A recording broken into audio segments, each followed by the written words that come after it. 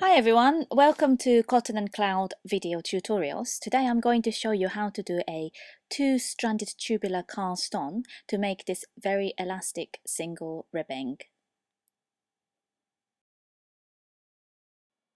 Okay, so firstly you make a slip knot and leave the free end of yarn about 4 times the desired width of the cast on and insert the needle through the loop. Okay, so this is the free end of the yarn and this is the working yarn. And hold the working yarn on your hand. So put the yarn through the ring and the little fingers and put it around the index finger. And the free end of yarn around the thumb and hold the whole thing like this. The slip knot, which is on the needle at the moment, can either be made into a knit or a purl stitch. So I'm going to make this as a knit stitch and make the second one as a purl stitch. Okay, so flick the needle behind the working yarn, scoop it up and bring the needle in front of you and catch the free end of yarn and loop it under the working yarn. And you've just made a purl stitch. Okay, so now I'm going to show you how to make a knit stitch. Okay, so you need to flick the needle in front of you, scoop the free end of yarn, and bring the needle behind the working yarn and loop it under. Okay, so you've just made a knit stitch. Okay, so I'm going to repeat the purl stitch again. The purl stitch always starts from flicking the needle at the back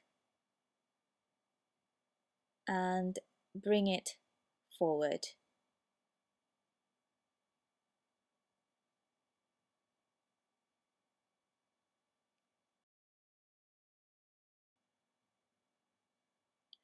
For the knit stitch, bring the needle forward and take the needle behind and loop it under the working yarn.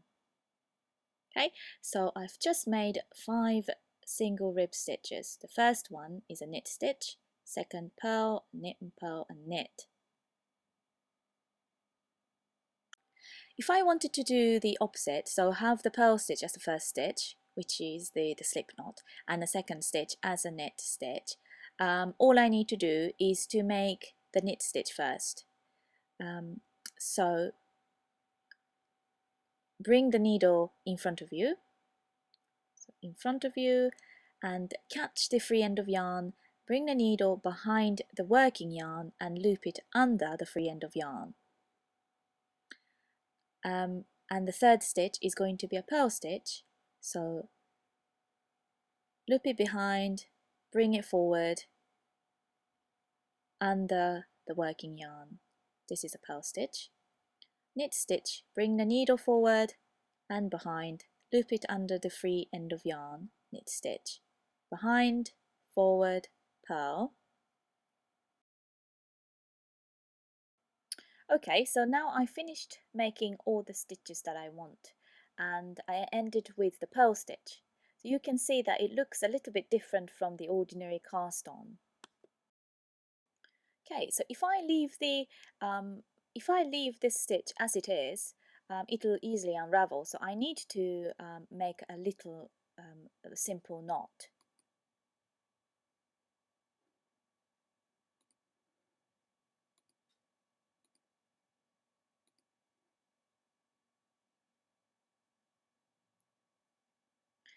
Okay, so now the stitch is securely held and I can release the yarn and it won't unravel. And you can start single ribbing straight away, but in order to make this the cast on a little bit tighter and make it a little neater as well, the first row you work, you've got to slip the knit stitch.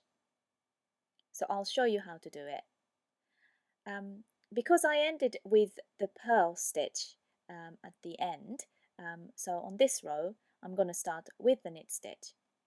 But as I said, because I need to slip the knit stitch, what you've got to do is to skip this first stitch.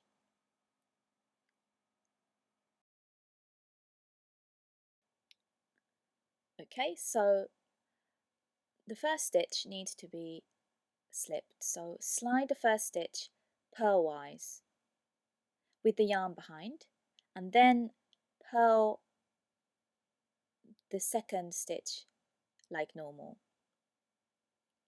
Slide the knit stitch purlwise with the yarn behind, then make a purl stitch.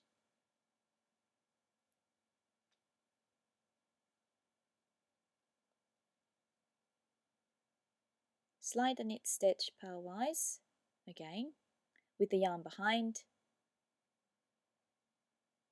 and then purl the next stitch. And by doing this, the cast on is made tight so that it looks neat when you work the ribbing. Okay, so I completed the row 1 with all the knit stitches slipped purlwise with the yarn at the back, and from row 2 you can work as normal knit 1 purl 1 single ribbing as usual.